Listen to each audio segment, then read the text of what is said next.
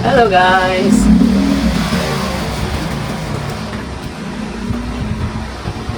Grabe ang init guys. Ang oras ngayon ay 12 o'clock. So mga ilang oras lang yata tinulog ko. Hindi na ako nakatulog. Gawa ng super init talaga. Ramdam mo talaga yung sobrang init. Oh. Karoon ako ng mga rashes. Ayun, no? Dahil sa pawis. Kakaiba kasi ngayon guys, ang init talaga. Super napakainit. Yung, alam mo yung parang iniihaw ka na. Sobrang init. Natulog ka pa lang ng alas 7, alas 9, iramdam mo na yung init. Kaya hindi pwedeng hindi ka gigising. Kasi pag hindi ka gigising guys, sobrang ano talaga, sunog yung pakiramdam mo, parang nasusunog ka. Tsaka ayun, nagkakaroon ako ng mga rashes. Ang dami kong rashes yan. Kung makikita nyo yan, oh. Ito. Yan. Gawa ng pawis. Ayan. Pag bangon mo, talagang punong-puno ng pawis yung likod mo. Hindi lang yung likod mo, pati katawan, mga mukha mo, ganyan. Kaya nagkakaroon ka ng rashes, gawa ng napapabayaan.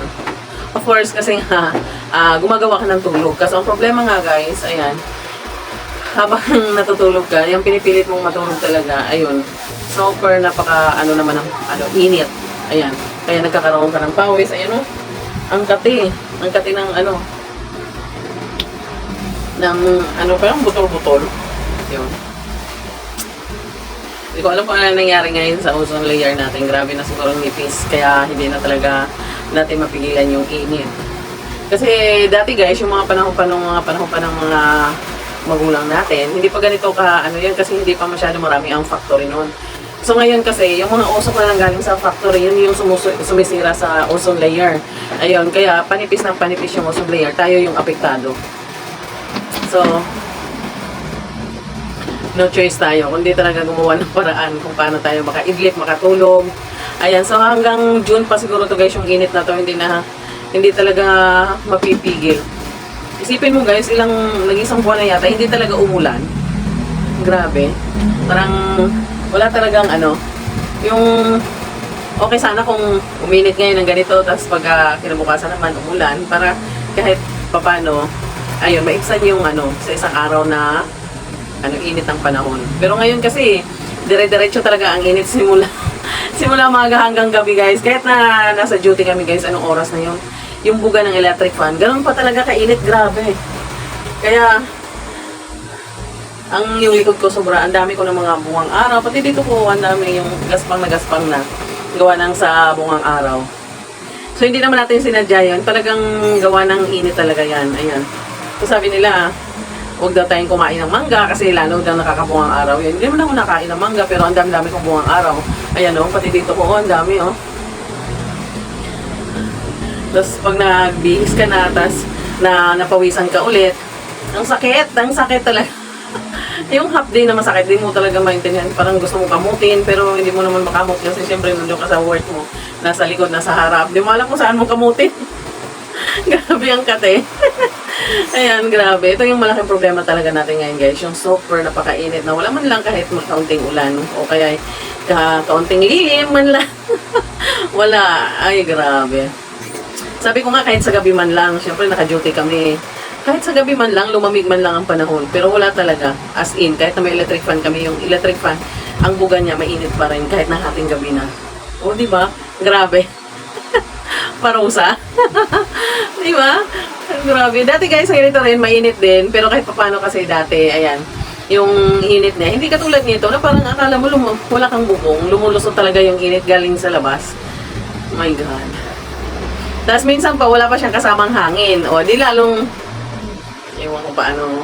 Okay lang sana kung mayaman tayo kasi mag-aircon na lang tayo ng mag-aircon, di ba? So, sa laki ng bayaran talaga na sa aircon guys. Yung umabot siya ng 6 plus. 6K. Yan.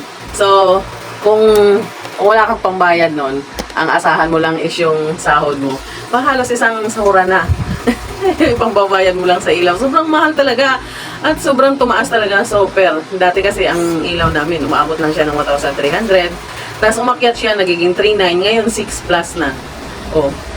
Saan ka maghahanap nun kung wala kang matinong trabaho, di ba? Mahirap.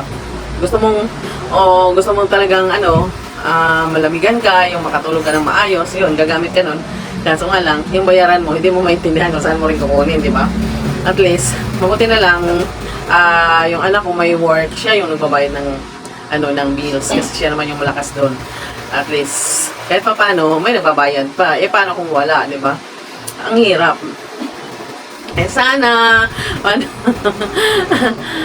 umulan man lang kahit papano, kahit paminsan-minsan sa 1 week, umulan man lang na 2 beses, okay na yun kahit papano kasi parang, males yung init, ayan. Hindi yung araw-araw talaga, no? Lalo siyang tumatapang yung init, parang akala mo talagang nasa, na tayo, sa ibang ibayo. Ayan, di ba? Hindi lang ako nakakaramdam niyan, guys. Kahit nga sa work natin, ayan, doon sa work namin, may mga lugar na may mga aircon, may lugar din naman na wala talaga, as in, meron ding lugar na may electric fan. So, kung pupunta ka doon sa electric fan, ayaw ka na lang, aalis ka na lang. Kasi yung electric fan, ang binubuga, apoy din. Mainit pa sa apoy, guys, yung binubuga ng electric fan. Kaya, my God, grabe talaga. Ay... Doon sa trabaho ko, mas gusto ko na lang pagdating ko, binibilisan kong magbihis, ayan, pupunta ako sa kantin. Kasi yun yung the best na pupuntahan, kasi yun yung pinakamalamig na lugar, yung kantin. Kaya, pagdating ko, super pawis na pawis ako, tatakbo ako sa kantin kasi para maibsan muna yung init ko.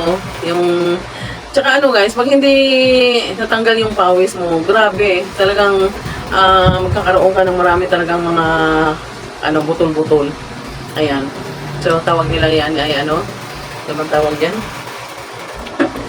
Hindi lang din naman ako nagkaroon yan. Pati mga kasama ko nagreklamo din sila, my God. Kasi pati daw yung katawan nila may mga butol-butol. Ako rin meron na kahapon, natulog ako pagising ko. Ay, nagkaroon na ako dito ng mga, namumula-mula siya. Grabe. Kaya sana matapos na tong init.